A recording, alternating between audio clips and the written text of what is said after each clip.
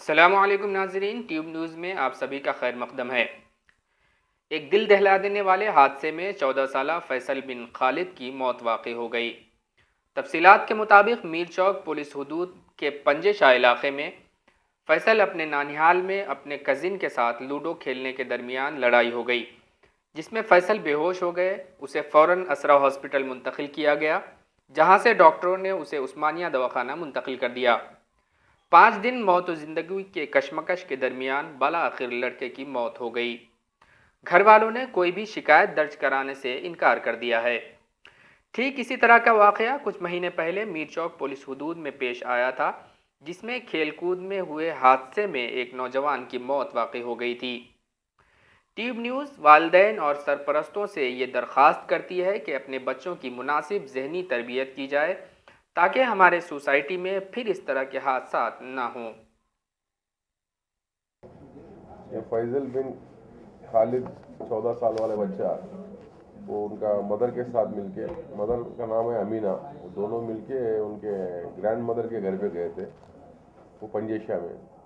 तो ये अमीना का भाई का बेटा और एक है हाई बिन अली सदी बोल के 11 साल वाला बच्चे, दोनों आपस में लूडो गेम खेले थे सेल फोन में।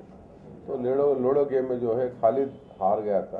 हार गए तो हाई ने उसको जरा छेड़ा था, अरे तो हार गया रे बोल के। तो बाद में दोनों हाथों से मार लिए तो जब वो फैसल बिन खालिद बेहोश हो गया, नीचे गिर गया, तो वो घर वाले पूरे उसको आसरा हॉस्पिटल ले गए थे।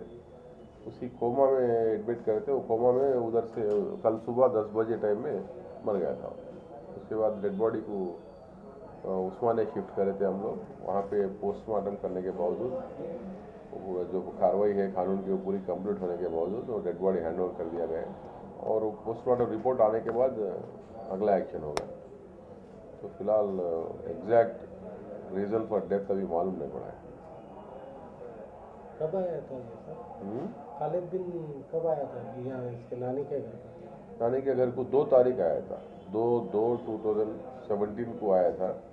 वो 6 तारीख के दिन 10:30 बजे टाइम में हुआ था ये। तो उनके घर से कोई कंप्लेन करे? वो लोग कोई कंप्लेंट नहीं कर रहे, हमको नहीं चाहिए। सभी बच्चे आपस में खेलते क्या, और गिर गया से वाला बच्चा भी थोड़ा गुस्से को आया सर का, ऐसा आके गुस्से में आके मुंह पूरा लाल होके गिर गया करते। तो वो हमारे को किसी के ऊपर शेक नहीं, ऐसा हम कंप्लेंट नहीं बोल रहे थे, मगर हम अपना कानून के हिसाब से हम जो कार्रवाई कर रहा था कर दिए।